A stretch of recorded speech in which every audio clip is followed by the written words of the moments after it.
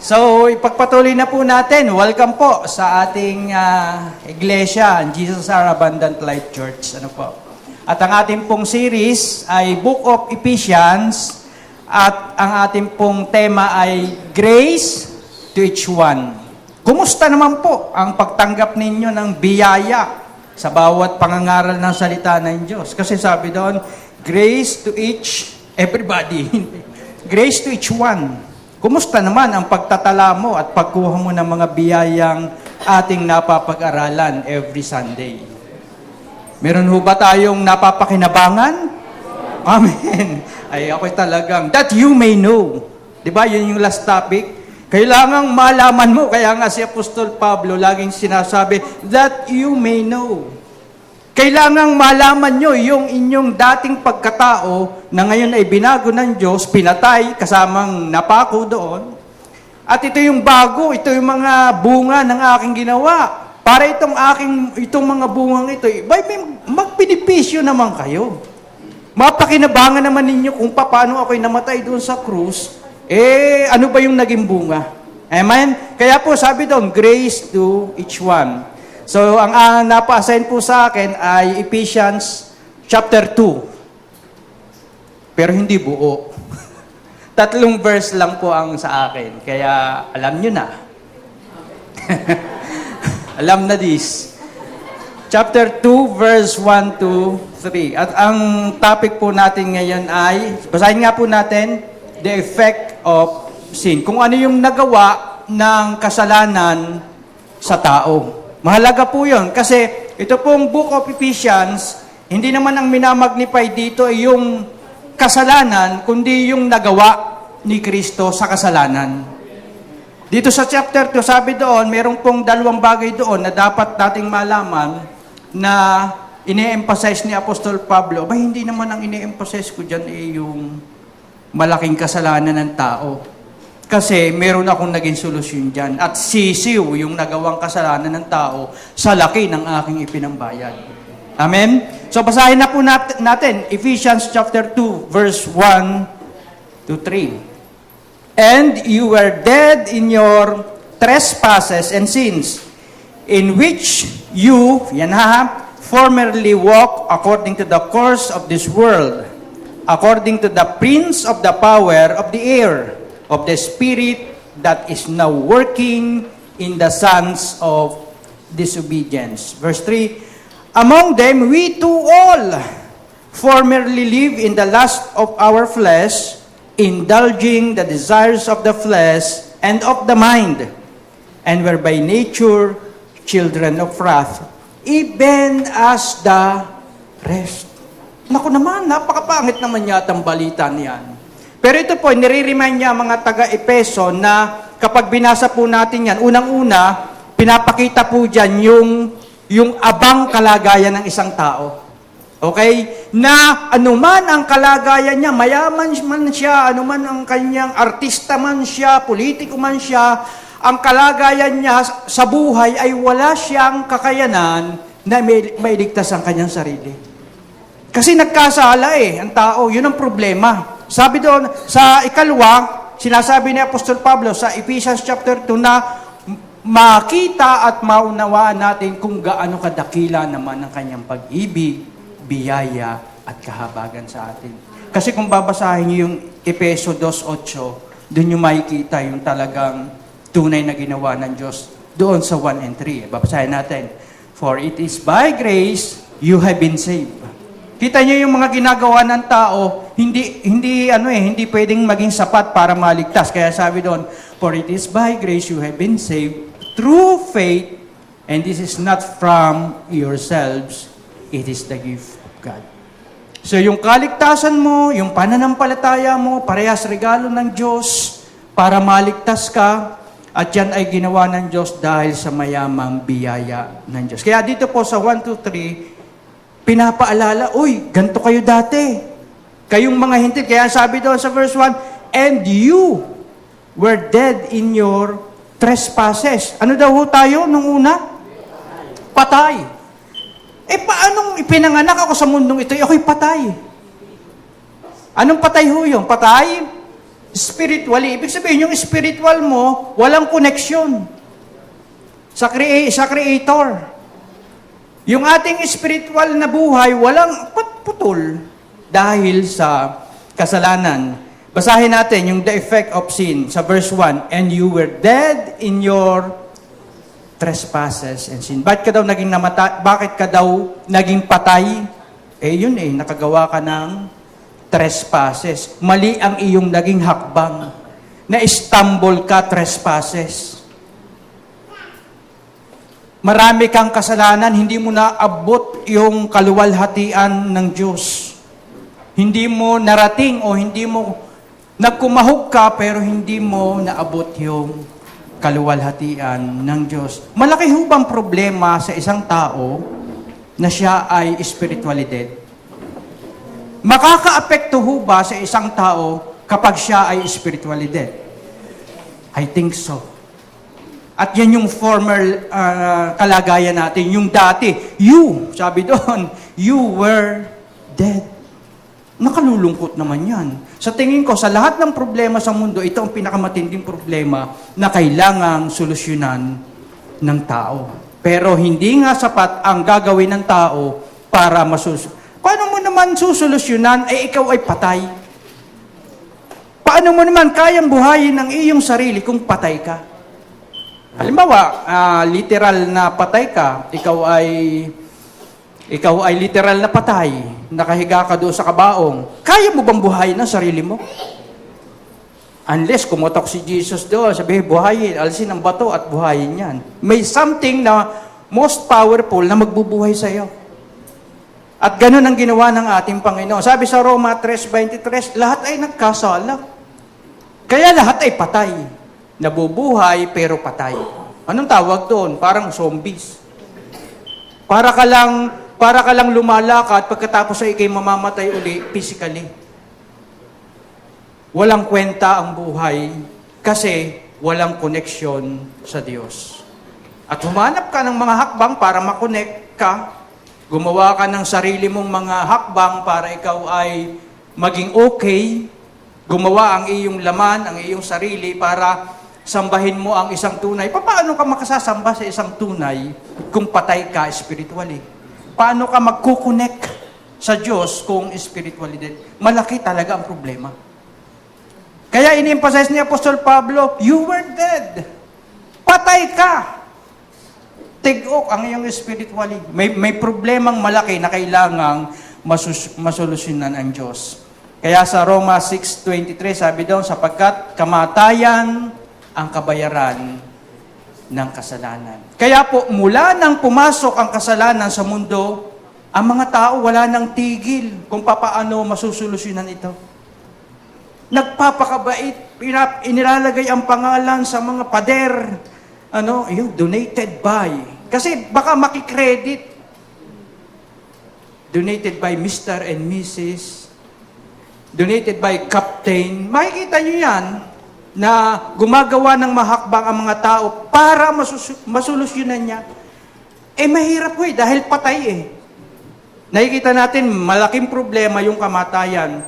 Yung kung ano ang pwede pa niyang magawa para mapatawad yung kanyang mga kasalanan. Kaya kung tutuusin, sabi ni Apostol Pablo, yan kayo dati. Yan yung abang kalagayan nyo. Yan yung patutunguhan nyo sana. Yan yung destinasyon nyo sana. Kaya sa Juan 5:24, sabi dito, pakatandaan ninyo ang nakikinig sa aking salita. Yan, gumawa na si Jesus ng paraan. At ano daw pong gagawin? Sumasampalataya sa nagsugo sa akin ng Ama ay may buhay na walang hanggan. Hindi na siya hahatulan, sa halip ay inilipat na siya mula sa buhay mula sa kamatayan. May solusyon na ba dyan sa verse na yan? Nakita natin, napakaliwanag ng solusyon yan. Sabi doon, pakatandaan ninyo, ito ang mga gagawin yung hakbang para kayo ay magkameron ng buhay na walang hanggan. Hindi po ganun ang sinabi. Ang sabi doon ay, sumampalataya kayo sa nagsugo sa akin at kayo'y magkakameron ng buhay na walang hanggan. Ang maganda ho nito, hindi ka nahahatulan Wala nang hatol sa sino mang nakipag-isa kay Kristo. Sa halip ay inilipat na siya sa buhay mula sa kamatayan. Patay ka pa ba dito o buhay na? Abay, buhay na. Pwede bang palakpakan natin yung nagbigay ng buhay? Si Jesus. Eh, inilipat na daw po. Ang tanong, pwede ka pa bang bumalik para maging patay? Wala na eh. Wala nang susi eh. Kasi hindi mo na kayang mamatay dahil siya na ang nagbigay sa iyo ng buhay. At siya ang iyong buhay. Mamaya makikita ho natin ang ganda nito. Kaya naggawa ng solusyon ang Panginoon. Pinadala niya yung kordero ng Diyos. Kanina kinanta natin yung Lamb of God. Ipinadala niya ang kordero ng Diyos na nag-aalis ng kasalanan ng sanlibutan. Kung babasahin niyo po ang Old at saka New Testament, alam na po natin ito na ang cross ang dividing line para sa Old at New. Yung Old, pag tinignan niyo yon, pertaining to the blood yun eh. Old at saka New, parehas blood yan. Yung nga lang sa Old, blood ng mga bulls, ng mga tupa. Pero dito sa New, blood ni Jesus Christ. Kaya may reference na tayo pag nagbasa tayo ng Old at saka New Testament, ay about the blood of animals to eh. At yung bisa, yung efficacy ng pagko-cover, pagtataklob lang, may amoy pa rin pag tinakloban yung mabulok, di ho ba? Ang efficacy lang nun, pag naghahandog ang mga Israelita ay 1 year. Taon-taon, may daladala ang mga yon na ihahandog para hindi magalit ang Diyos. Para hindi sila tumanggap ng kaparusahan, ng judgment. Kasi hindi naman dahil judgmental si God, kaya sila pinarurusahan. Meron silang tipanan. Nakipag-covenant ang mga Israelita na pag masusunod ko yung mga utos na yan, pagpapalain ako, at pag hindi naman ako nasunod, susumpain ako. Kaya hindi dahil judgmental, kundi nasa covenant, nasa tipanan. Hindi talaga judgmental si God, pero nakipagtipan. At ang Diyos naman ay handang tumugon at tumupad sa tipanan. Promise keeper siya eh. Ngayon, yung dugong yon, taon-taon, isipin nyo, what ang diferensya ng Old Testament hanggang New Testament before the cross ay 1,500 years. Ulit-ulit. Ulit-ulit lang yung mga Israelita na, naku, ito na naman ang taong ito. Maghahandog na naman ako ng tupa. Gastos ba yan? Sa mga, at hindi ka pwedeng maghandog sa ibang lugar. Kung Israelita ka, kailangan mong pumunta ng Jerusalem para maghandog. Oh, ito na naman. Bit yung kanyang tupa. Bigla, anak ng tupa naman buhay ito. Bit yung kanyang bulls. Naku naman. Masaya ba na lagi ang mukha mo yun? Patatawarin kaya ako ng Panginoon. Magaling kaya ang aking saserdote na mag-i-inspect dito. Kasi pag na-inspect yung tupa na may defect, ay void. Hindi pwede. Ulit na naman. Kuha ka ng bago. Hindi pwedeng patayin yan. Kasi hindi magiging kaaya-aya sa harapan ng Panginoon. For 1 year. Every year. 1,500 years na alipin ng ganung senaryo ang mga Israelita. Tumatanaw sila, sana dumating na yung Lamb of God. Kaya nung si Juan ay nangangaral, yan na, narito na ang kordero ng Diyos na mag-aalis ng kasalanan ng sanlibutan. Kaya yung New Covenant, once and for all lang ang ginawang paghahandog. Yung dugo ng kordero ng Diyos. Pwede ba natin palakpakan yung kordero ng Diyos? Kaya may reference ka na ngayon. Pag Old Covenant, yan ay patungkol sa mga dugo ng mga hayop. Pero pag New Covenant, ito'y dugo ni Kristo. Minsan at magpakailanman lang siyang nagtigis ng dugo para sa aking mga kasalanan. Kaya ako'y buhay na ngayon. Kaya ako'y napatawad na ng lubos ngayon dahil sa dugo at bisa ng dugo ni Kristo. Dapat humalaman natin ito kasi tayo hong mga hintil ay naturuan ng maraming aral na hindi lamang 1 taon ang bisa ng iyong pagdadala. Ang naging routine mo na ay linggo-linggo pumupunta ka sa isang lugar. Para mapatawad ang iyong mga kasalanan. Sabi nung magiging mediator mo, naririto na naman si sis, alam ko na naman ang sasabihin ito. Namato na naman ito ng kaldero na may lamang kanin. Alam ko na naman, sabi nung magsasalita, patungkol daw sa Diyos. Ginawa nating linggo-linggo naman. Ginawa nating araw-araw, every morning, Lord, gawin niyo po akong marapat. Huwag nawa akong magkasala. Pag ikaw naging conscious, mamaya makasalanan ka na. Wala ho yung pagkakaiba doon sa magpapapayat. Lalong tumataba. Tama ho ba? Sabi mo na lang, sa biyaya ng Diyos, magdadiet ako ngayon 2025. Amen. Wala. Pag sinabi mo sa umaga, Lord, gawin mo akong mabait. Allah! Asahan mo na. Magdadrive ka dyan. Marami dyang mga sweet potato. Marami dyang mga kamote. Ay, nako. Everything. Tapos ikaw naman, Lord, nagkasala na naman ako.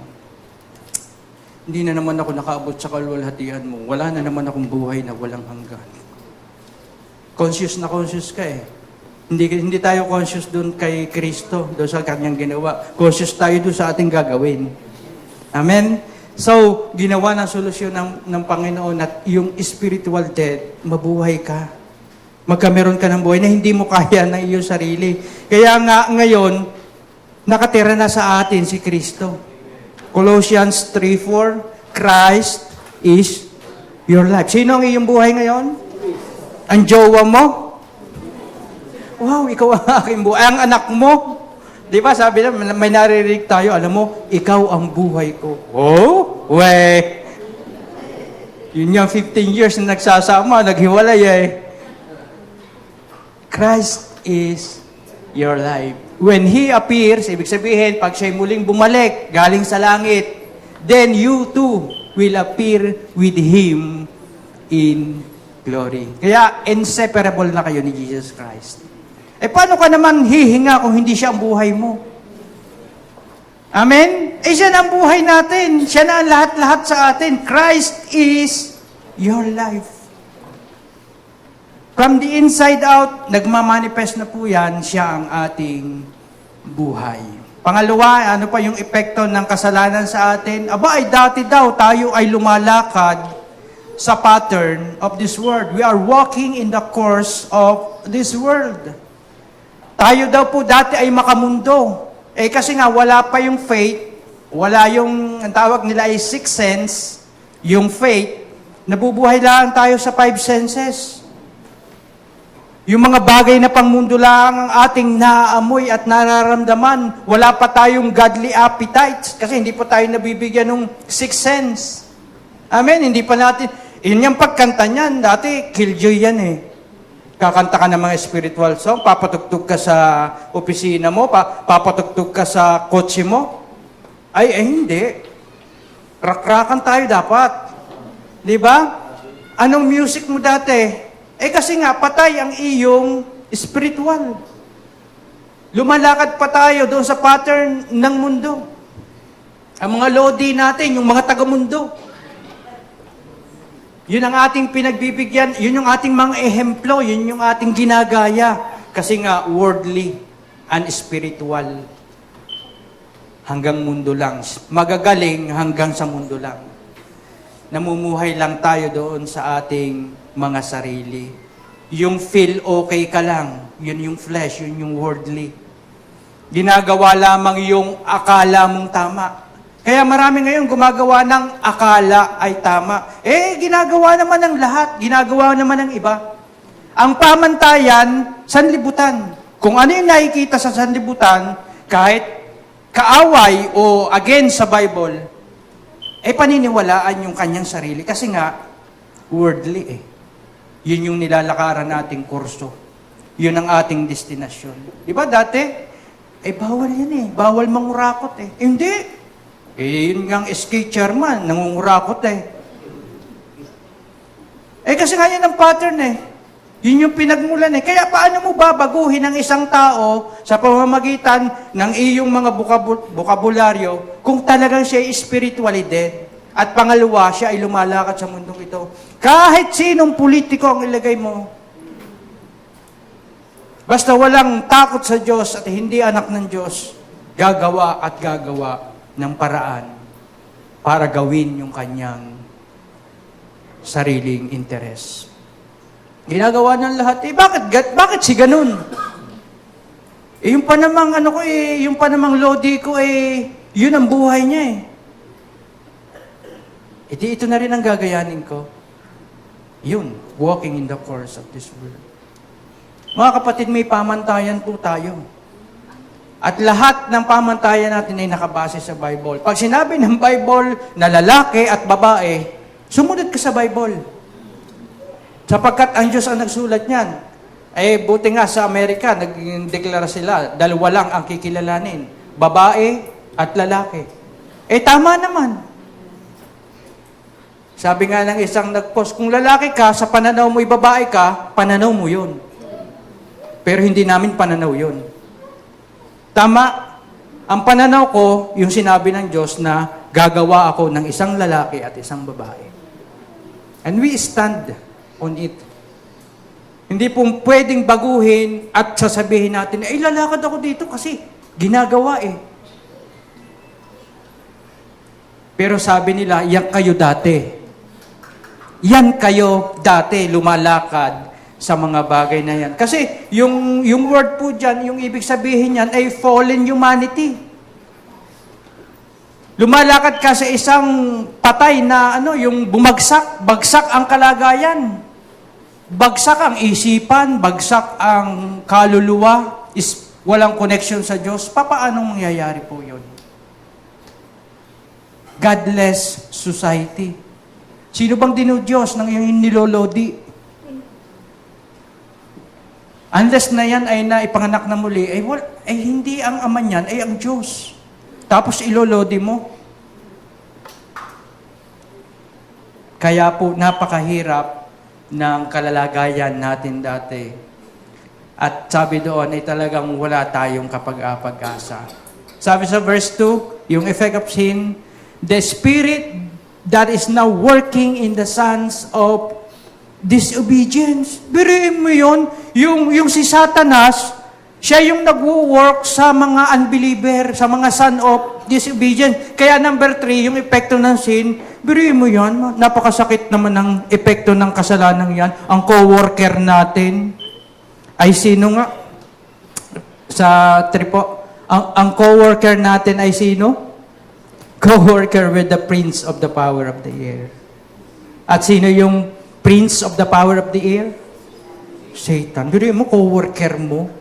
Si Satanas. Dati yun ha. Sabihin mo sa katabi mo, dati yun. Dati yun.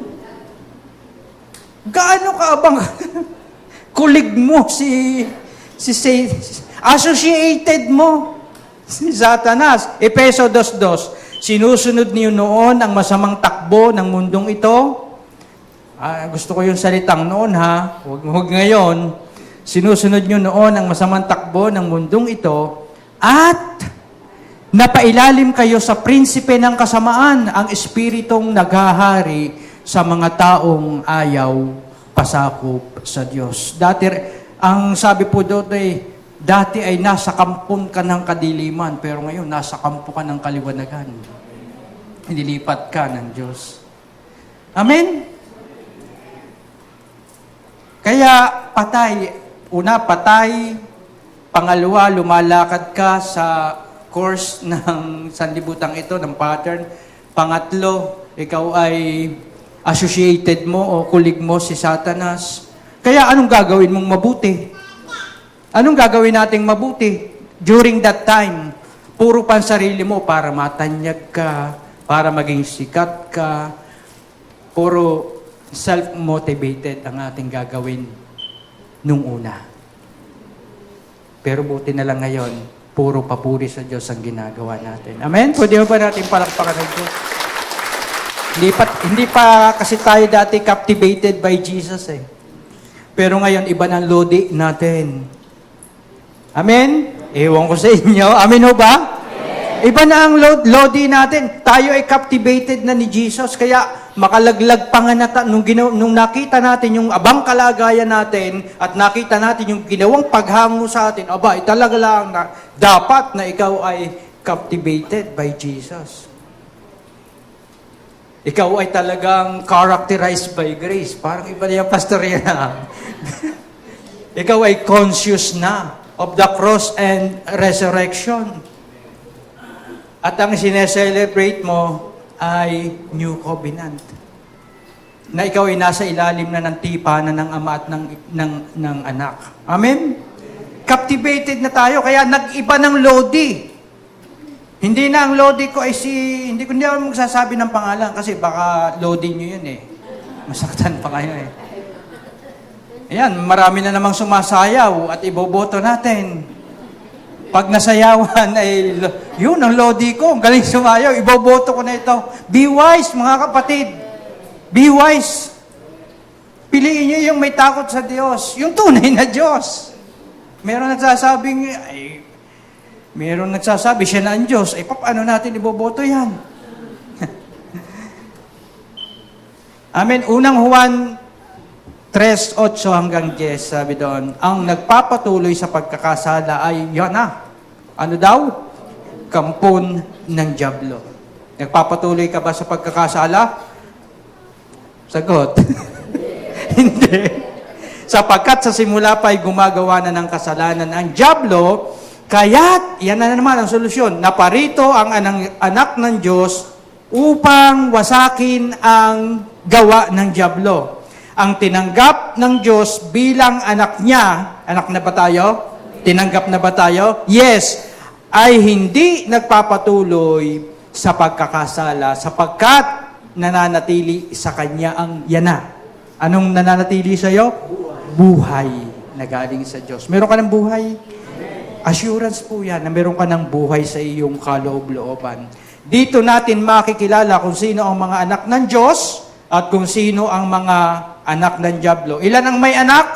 2. It's either na anak ng Diyos o anak ng dyablo. Papayag ba yung taga-kaliwa na anak ng Diyos?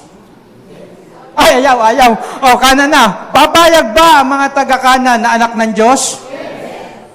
Papayag ba kayo na anak din kayo ng Diyos?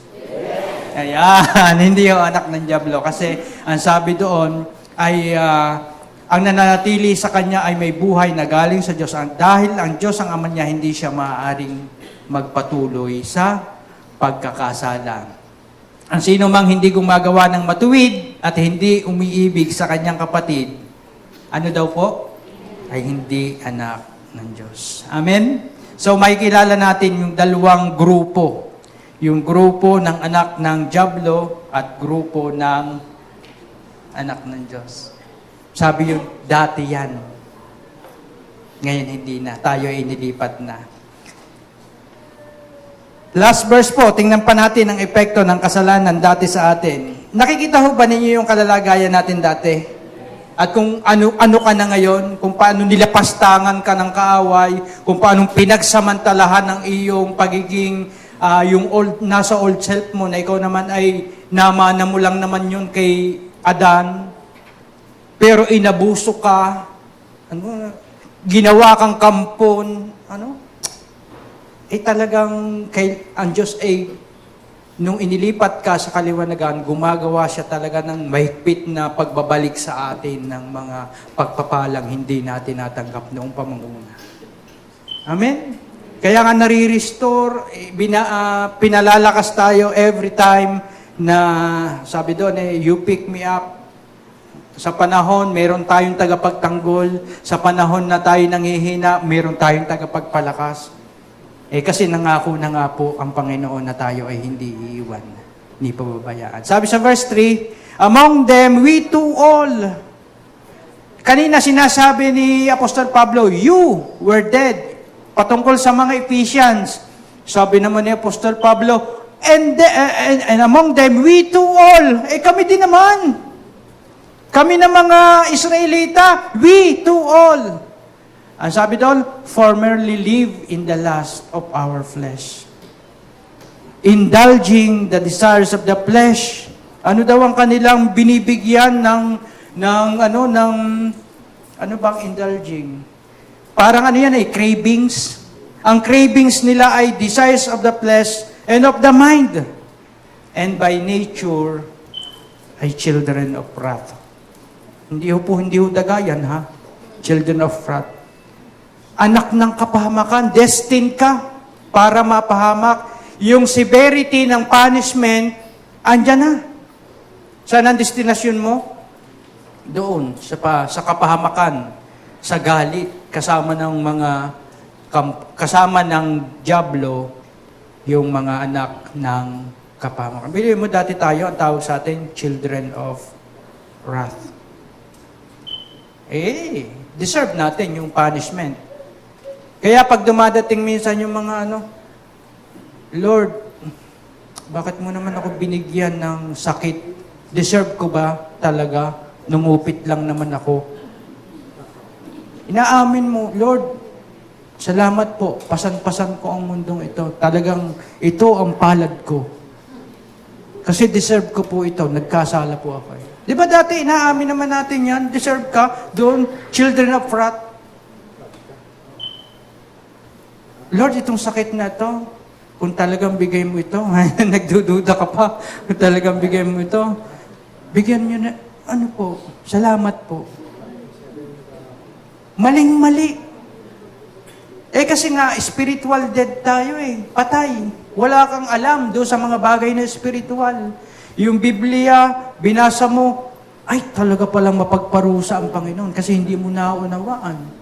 Kaya nga po tayo nag-aaral para malaman natin ang katotohanan. Tayo ba'y napapagpala sa ating pag-aaral? Nababago ho ba ang pananaw natin, ang ating pananampalataya? Patuloy na nafo-focus kay Jesus? Na lahat ng kapahamakan, lahat ng paghihirap ay inako ni Jesus Christ? Na ang mga tao ay nagkukumahog umakyat, hindi naman makarating sa kaluwalhatian ng Diyos, nagsugo na ang Ama si Kristo para siyang bumaba at maabot at makita ng mga tao yung kanyang ginawa. Sabi ni Juan, nakita namin at napagmasdan ang kanyang ginawa.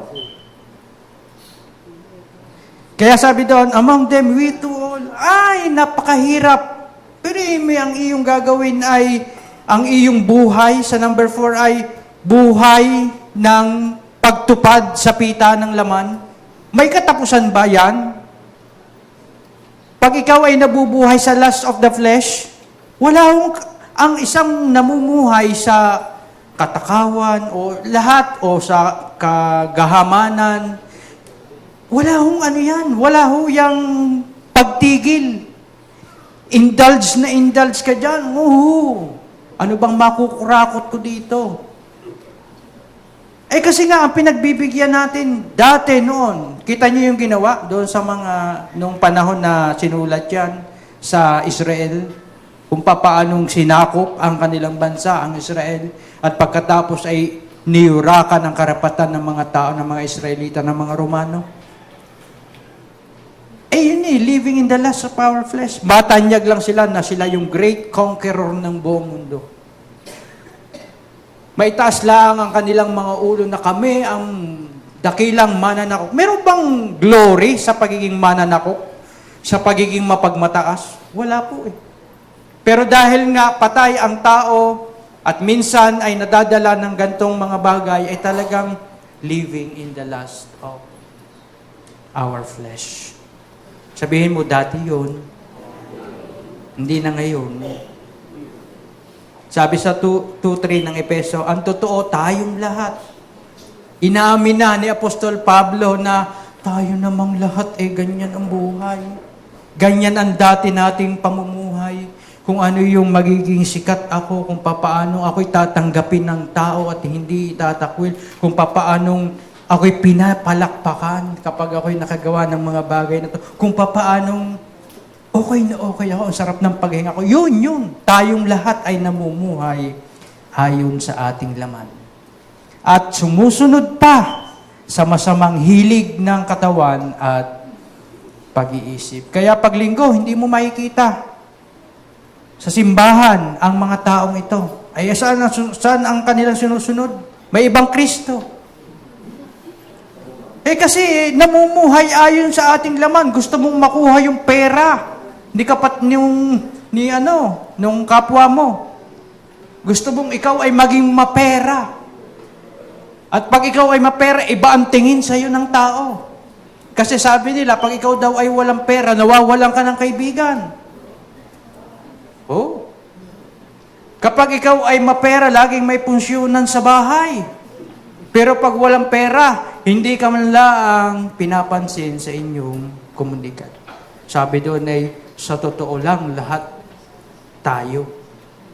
Kasama si Apostol Pablo at kasama tayong lahat ay sumusunod. Biruin niyo ito, sa masamang hilig ng katawan at pag-iisip. Ibig sabihin yung the whole faculty of the soul affected. Mind, emotion, and will corrupted. Kaya saan ka aasa ng pagbabago dito sa mga dating namumuhay ng ganito? Wala talaga po Corrupted, blinded, ano pa? Slave of sins. Yan po ang dating kalalagayan natin. Mahalagang makita din natin yung dati mong kalalagayan kumpara sa ngayon. Para sa ganon, makita natin for the praises of His glory. For the praise of His grace. Na tinalakay ni Pastor James some weeks ago. Amen. Ginawa ng Diyos para mapapurihan natin siya. Biruin mo, gugugulin mo ang iyong buong araw sa paggawa ng pita ng laman. Ano kaya masarap na pulutan ngayon? Tsak, tsak, tsak, tsak. Dinakdakan. Tsak, tsak, tsak. Sinilihan. Apritadang bukid. Mamaya paglasing na, saan tayo diretso? Taberna Queen. Linggo bukas may hangover, isa pang beer para mawala ang hangover. Punta tayo doon sa ibang Kristo. See? Ginugugol yung buong buhay dati, fulfilling the desire and lust of the flesh. Pero salamat sa biyaya ng Panginoon. Wow. Sabihin mo sa katabi mo, iba ka na ngayon. Ibang-iba ka na sa dati. Dating chismosa yung katabi mo yan. Walang ibang ginawa yan, kundi manira ng buhay ng may buhay. Magaling lamang pagkaharap, pero pagtalikod, sinisira ang kanyang katabi mo yan. Dati yon, dati. Hindi na naninira yan. Amen. Ayan. Tignan niyo yung mga katabi ninyo, mga binago, binigyan ng bagong buhay ng ating Panginoon. Yan yung ginagawa. Sabi sa Lucas 12:19-21, ito yung ginagawa ng taong mga namumuhay ayon sa laman. Pagkatapos ay sasabihin ko sa akin sarili, ito yung mayamang tinutukoy. Marami ka nang naipon para sa mahabang panahon. Anong ginawa niya? Nag-ipon na nag-ipon. Kaya't magpahinga ka na lamang. Anong gagawin natin? Tayo'y kumain. Saan? Kahit saan. Name it. Akong bahala dyan. Sagot ko kayo. Bakit? Ay, sa dami naman ang naipon. At saka sayangor din naman. Ay, di siya na. Kaya't magpahinga na lamang. Anong gagawin? Kakain na lang tayo. Iinom. At magpapasarap sa buhay. Ngunit sinabi sa kanya ng Diyos, hangal. Hangal. Sa gabi ring ito'y babawian ka na ng buhay. At kanino ngayon mapupunta ang mga inilaan mo para sa iyong sarili? Ganyan ang sasapitin ng sinumang nag-iipon ng kayamanan para sa sarili, ngunit dukha naman sa paningin ng Diyos. Hindi na ho tayo dukha sa paningin ng Diyos. Meron na tayong kayamanan ngayon. Abay, binili ka ng dugo ni Kristo. Ganun kakahalaga sa harapan ng Panginoon. Palakpakan natin ang Panginoon. Sa verse 3 po, ano po yung epekto ng sin sa atin? Kaya makikita ho natin yung pagkakaiba. Sabi doon, and where by nature I children of wrath, even as the rest. Lahat ang ating destinasyon ay sa kapahamakan. Masaya ba yan? Masaya ba ang pagtitipon yan? Nung naririto ka, let's drink, let's eat, let's be merry, for tomorrow will die. Oo nga, mamamatay ka, pero tingnan mo naman, pagkatapos mong mamatay, pag binigyan uli ng isang buhay, ang isang namatay na katawan, o saan katutungo? Tingnan natin kung may beer nga sa langit. Kung sa langit ka pupunta. Ay, anong kanta yun? Sa langit, wala ng beer. That's why we enjoy it here. Ay, na. Nakita ho natin yung effect ng sin sa humankind, everybody, sa lahat ng tao. Una, patay ka sa kasalanan. Walang pag-asa, hindi mo kayang buhayin ng sarili mo. Lumalakad ka sa pattern ng mundong ito. Pangatlo, co-worker mo si Satanas. Kulig, associated mo. And number 4, namumuhay tayo doon sa lust of the flesh. And number 5, tayo ay anak ng kapahamakan. Lahat yan, binaligtad ni Jesus. Kaya nga doon ang magandang balita sa Ephesians 2:4-5. Ayoko nang pong matapos tayo doon sa masamang balita na yun yung ating baka ma-absent kayo next week. Sasabihin, pangit ng balitang yun na napakinggan ko kay pastor. Yung pala ang aking buhay dati. Ano kaya tapos namatay. Ayan, yun ang kanyang paniniwala. But God! Yan na ho tayo magpipinali. But God, doon sa ginawa, doon sa bakit but, subalit. Kasi but God is so rich in mercy and He loved us so much.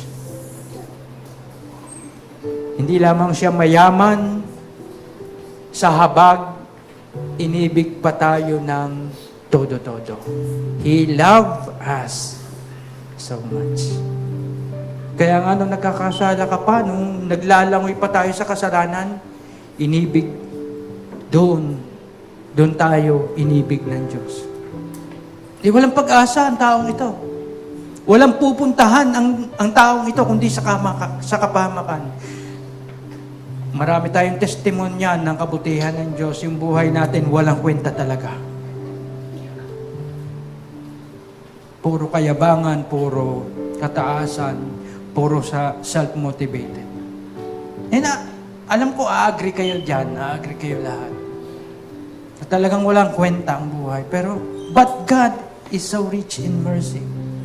Kinahabagan tayo ng ating Panginoon at inibig ng lubos-lubusan. That even though we were dead because of our sins, He gave us life. Amen? He gave us life when He raised Christ from the dead. Nung tayo patay pa sa ating mga kasalanan, tayo ay binuhay ni Kristo. And it is only by God's grace that you have been saved. Kaya saan tayo magbibigay ng papuri? Sa ating Panginoon. Kasi dukha ka, wala kang kakayanan, pero sabi doon, kinahabagan ka at pinaapawan ng pag-ibig at biyaya ng Diyos. Now, ano naman ang ating response? Ano naman po ang ating tugon habang natututunan natin yung mga bagay na yan? Meron ka bang kaibigan na nandoon din, dead, walking in the course of this life? Meron ka bang pamilya pa na sa halip na anak ng Diyos ay kampon ng dyablo? Ano namang response sa natutunan natin? Sabi sa Gawa 1:8, tatanggap kayo ng kapangyarihan pagbabasa inyo ng Espiritu Santo. Ano daw pong tatanggapin natin? Kapangyarihan. Para sa inyong kapangyarihan, magiging saksi ko kayo sa Jerusalem, sa Judea at sa Samaria, at hanggang sa dulo ng daigdig. Ano daw gagawin ng Espiritu Santo? Bibigyan tayo ng kapangyarihan para maging saksi. So, meron pala tayong isang dakilang layunin pa habang tayo nabubuhay dito. Ang tayo maging saksi ni Kristo. Saksi sa kagandahang ginawa sa ating buhay. Yung testimony mo, patungkol sa kabutihan niya, pwede mong i-share sa kanya. Aba, nabibless ako sa buhay mo. Gagayanin kita. Pananampalatayanan ko rin si Kristo, kagaya ng ginawa mo. Testimony po yun. Saksi. Sabi doon, ang Espiritu Santo na sumasa atin ay sapat na para maibahagi natin sa iba ni Kristo. Meron kasing natatakot po pag nagsishare. Pero sabi doon, tatanggap kayo ng kapangyarihan At yung kapangyarihan na yon ay para maging saksi. Kaya kahit nasaan ka man, kahit nasa bus ka man, pag mahaba-haba ang biyahe, at kinoconvict ka ng Holy Spirit, i-share mo naman. Kaya mo yan. Kasi meron kang kapangyarihan Nasa iyo ang Espiritu Santo. Share mo na ako.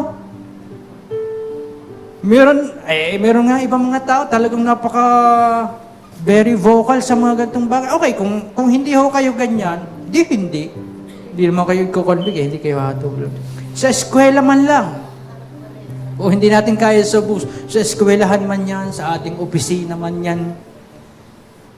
Habang ginugupitan ka, nagsishare ka. Kasi mahabang mahabang panahon kaysa ang pag-usapan nyo about sa mga Pag mo lang sasabihin, ikay makasala, baka putulin ang tainga mo habang nagpapagupit ka. Basta nililit po tayo ng Holy Spirit, pwede nating i-share. Kasi binigyan tayo ng kapangyarihan para maging saksi ng kabutihan ginawa. Nakita nyo yung lahat ng pinagaling ni Jesus Christ? Yung mga inaalihan ng demonyo? Sabi, umayo ka na. Ipangaral mo ang kabutihan ginawa sa iyo ng Panginoon. Hindi po tayo mag-hesitate. Hindi po tayo mahihiya na ipahayag si Kristo. At bibigyan ko po kayo ng tips para i-share si Jesus. Gusto niyo ba ng tips? Amen. Meron po tayong 4 P's of sharing Jesus. Hindi po ito pantawid sa Pamilyang Pilipino programa. Hindi ito programa ng gobyerno. Ito ay programa ni Jesus Christ. Una, alamin mo yung plano ng Diyos. Alam mo, ang ganda ng plano ng Diyos noon. Nilikha niya, walang kasalanan ng tao. Pero nalaglag, nagkameron ng problema ang tao, nagkameron ng kasalanan. Anong problema ng tao? Number 2, ano daw yung problema ng tao? Yung kasalanan nagkasala. Simple lang, nangungusap ka lang.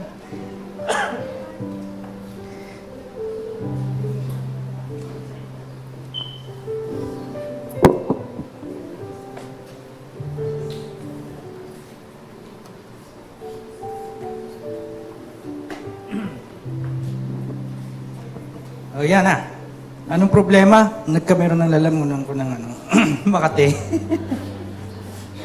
Alam mo, nagka-problema ang tao, kasalanan. Sabi doon, lahat ay nagkasala. Ikaw ba nagkasala? Sa isang araw, ilang kasalanan ang nagawa mo, tingin mo nagagawa mo.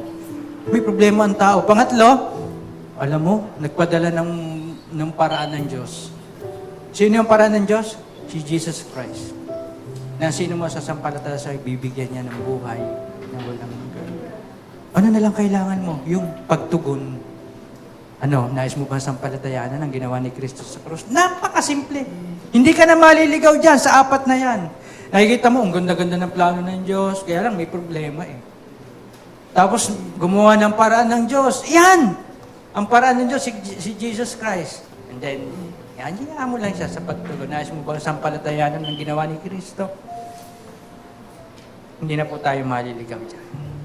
Okay? Kasama sa mission ng church natin yan, to bring people to Jesus Christ and to the fellowship of believers. At yan, pag yan ay natin, ano ba yung purpose na sinasabi? Huwag naman pagpuntahan nyo doon Gusto mo ba ng purpose? Makatanggapin, magkano naman? Baka akala kay ayuda. Huwag mo na sabihin na purpose. Nasa isip mo lang yung purpose. May problema ang tao. May plano.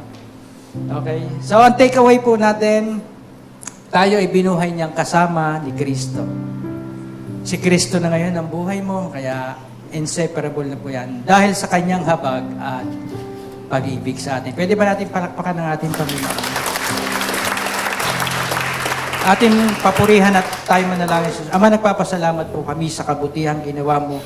Dati kami patay, ngunit kami ngayon ay buhay at kailanman ay hindi na mamamatay sapagkat ang binigay mo sa aming buhay ay buhay na eternal, buhay na walang hanggan, na kailanman ay hindi na mapuputol, hindi na mahihiwalay sa iyo, Panginoon. Kaya sino man ang naririto ngayon, nanonood man siya o mapapakinggan itong video na ito na i-upload namin, inaanyayahan kita sa isang panalangin ng pagtanggap sa ating Panginoong Hesukristo na nagkakaloob ng buhay na walang hanggan. Aminin mo sa sarili mo na hindi mo kaya talagang iligtas ang sarili mo at kailangan mo ng tagapagligtas at ang pangalan niya ay Jesus. Sabihin mo sa iyong panalangin, Panginoong Jesus, ako po ay makasalanan.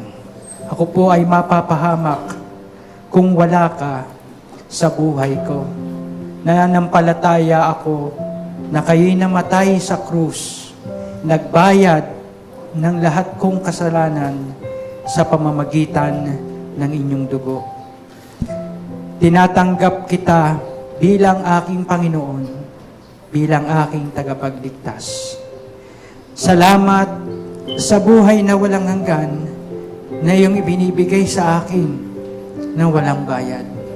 Binayaran lamang ng iyong dugo. Salamat po sa pangalan ni Jesus. Amen. Napakasimpleng panalangin po niyan, pero yan ay assurance na ikaw ay nakipag-isa na kay Kristo. At sino man nakipag-isa kay Kristo ay isa ng bagong nilalang. Kaya enjoy po natin ang ating pagiging isang bago at buhay na nilalang. Sa Diyos po ang papuri.